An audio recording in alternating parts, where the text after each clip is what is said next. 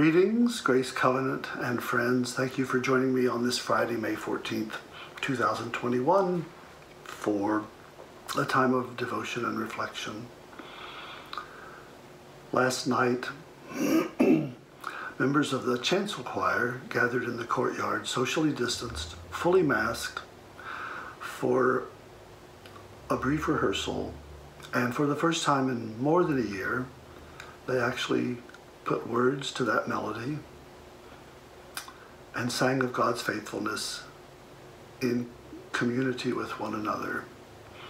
It was a great time to be together, one of several we have planned for small gatherings. And as we were gathering, almost as we were gathering yesterday, we got the report from the CDC and the speech from our president about the new guidelines concerning masks and mask wearing, about the success of being fully vaccinated, and the need to not have to wear a mask if you've been fully vaccinated. And there's a lot to take in. We decided to stay masked last night just because it was happening so quickly, and it was our agreed upon protocol in the first place, and we wanted to have a little more time to sit with it and begin processing. And I suspect if you're like me, you've been processing that as well, that simple protective piece of cloth, which has been one of multiple mitigation strategies that the CDC has recommended for our protection during this time.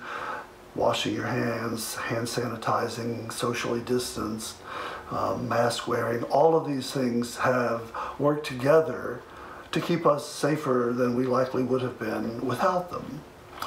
And this has been one line of defense that for many of us has provided us a level of protection and provided us a level of comfort in reducing our anxiety.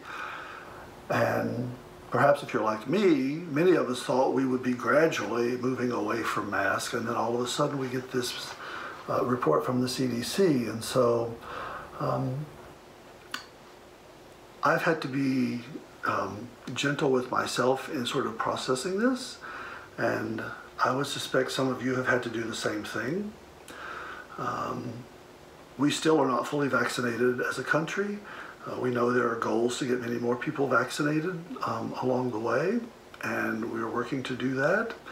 We know that there are people who either cannot get vaccinated, who have not responded well to vaccinations in terms of getting any efficacy and protection from the disease. And we know that there are some who have yet to get vaccinated. So there will still be people wearing masks. There may be still people wearing masks because they have determined that there are other benefits health-wise beyond COVID. The reduced numbers of flu cases in our country are testimony to part of that this year, that all of these things we've been doing have helped people stay healthier. So as we move into this new time, I would encourage you to think about what all this means for you, to take a deep breath, to go with what feels right for you in this moment, to also go with what feels right in terms of protecting those that you love around you and your neighbor, to be gentle with those who are still wearing masks because we don't always know the reason, and to just be nice to one another. I believe the president even said that yesterday, that it's going to take us doing that. Let this new phase that we're in inform you as you move forward. Know that all of us are considering how this affects us, and we will be processing that as we continue to challenge the choir to new things, as we potentially open up to new practices. And I know that our church and our session and our leaders are already working and processing this information, and will certainly be helping us and guiding us through that Remember, still our children are not vaccinated. So there's a lot to be cautious about, there's a lot to celebrate, and there's a lot just to sit with. So take time today to take a deep breath, to take a walk, to give yourself space to live into this new reality, and move into it in a way that feels good for you and that feels good for your neighbor. Remember that we love you, Grace Covenant.